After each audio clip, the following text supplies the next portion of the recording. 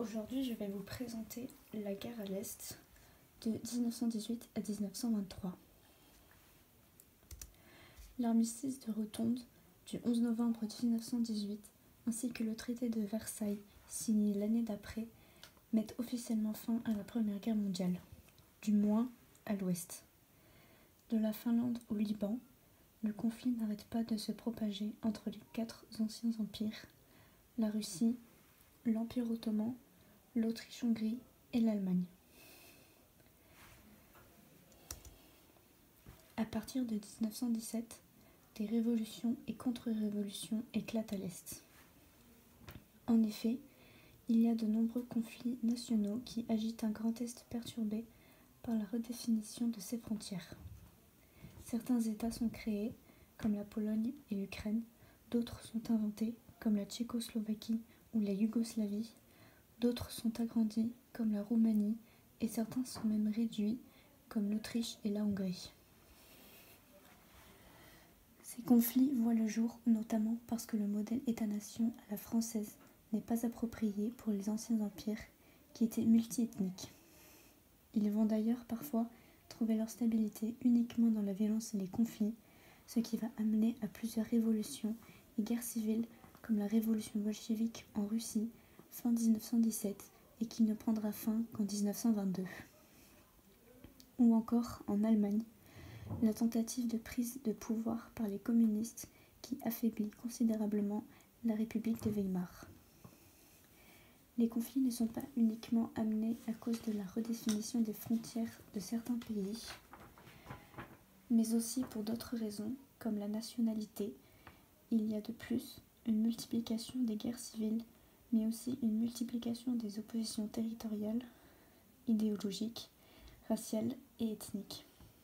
Les conflits frontaliers entre Hongrois et Tchèques, l'antisémitisme en Roumanie, les luttes ethniques des États-nations qui se créaient et l'expulsion des minorités par les Grecs ou les Turcs. Sur tous ces territoires, l'Europe connaît des troubles et des luttes complexes pendant 5 ans, ce qui non seulement fera de nombreuses victimes parmi les civils, mais qui sera aussi la raison pour laquelle les frontières européennes subiront de nombreuses modifications qui résulteront de la cartographie des États tels que nous les connaissons aujourd'hui.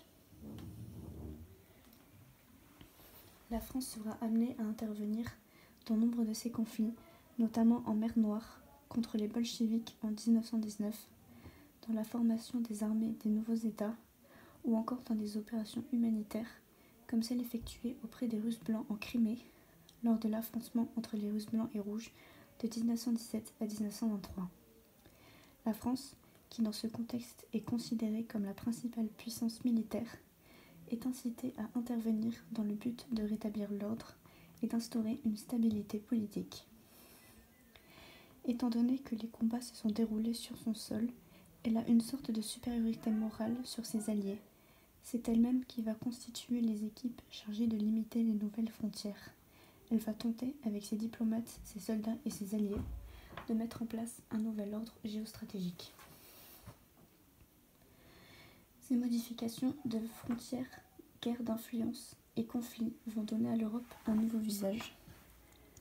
Comme on peut le voir ici,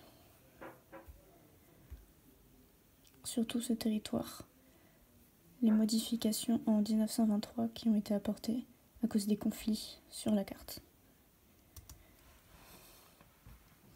Suite à ces conflits et à la redéfinition des frontières et des territoires, une propagande basée sur la cartographie voit le jour et différents types de cartes sont créées.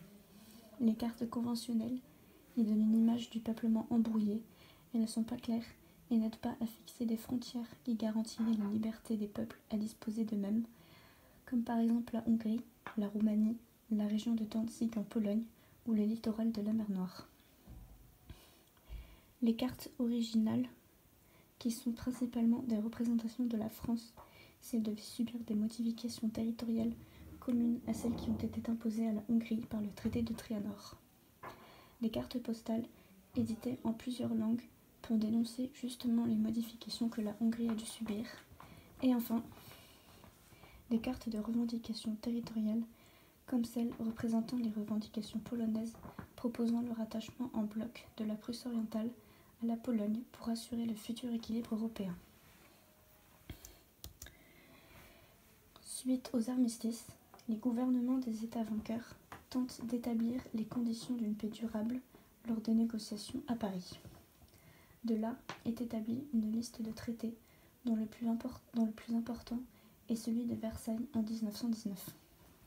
Par ces traités et la création de la Société des Nations, aussi en 1919, ils veulent essayer d'amener un équilibre et une pacification entre les États. Pourtant, ce sont des conditions sévères qui sont imposées aux États vainqueurs, qui n'ont pas eu le droit de participer aux négociations. Ces négociations font alors l'objet de critiques. Tout d'abord, le traité de Saint-Germain-en-Laye, signé le 10 septembre 1919 au château de Saint-Germain-en-Laye, établit la paix entre les Alliés et l'Autriche. Les Autrichiens, considérés comme un peuple vaincu, ne bénéficient pas du droit des peuples à disposer d'eux-mêmes et n'ont pas le droit de participer aux négociations commencées en mai 1919. Le traité est uniquement rédigé en français, anglais, italien et russe. Ils ne l'ont pas rédigé en allemand et il est dit que c'est le texte en français qui fera foi s'il y a des conflits. Des Autrichiens manifestent alors leur colère en brûlant l'ambassade de France à Vienne le 23 mai 1919. L'année suivante, le 10 août 1920, est conclu le traité de Sèvres entre les Alliés et l'Empire ottoman. Celui-ci devait renoncer officiellement et de façon définitive à ses provinces arabes et africaines. À cause de ce traité, l'Empire ottoman subit d'importants reculs territoriaux au sein même de l'Anatolie. À l'ouest, mis à part la Thrace orientale et Constantinople et ses abords, le reste était cédé à la Grèce, et à l'est, l'indépendance de la Roumanie venait d'être reconnue et une province autonome kurde avait été créée, les détroits étaient démilitarisés. Enfin, le traité de Lausanne, qui est un traité de paix signé le 24 juillet 1923 en Suisse. C'est le dernier traité de la liste, signé après la Première Guerre mondiale. Il délimite les frontières de la Turquie issue de l'Empire ottoman et met en place des déplacements de population pour que la religion à l'intérieur de ces frontières soit homogène. Ce traité remplace celui de Sèvres, mettant fin à la guerre en ce qui concerne l'Empire ottoman. À l'hiver 1918, d'autres affrontements prenaient bientôt, et avaient même déjà pris pour certains, le relais après la Première Guerre mondiale. Entre 1917 et 1923, on compte au moins 27 conflits en Europe. Des guerres civiles, comme en Finlande, en Irlande ou en Allemagne ou encore en Russie, où interviennent d'anciens combattants de 14-18. Le bilan des victimes, suite à ces conflits, est plus lourd que l'ensemble des pertes françaises, britanniques et américaines durant la guerre. Le terme le plus judicieux à utiliser dans ce cas-là serait plutôt sortie de guerre et non après-guerre. Le passage de la guerre à la paix est vu comme une entrée en guerre à rebours.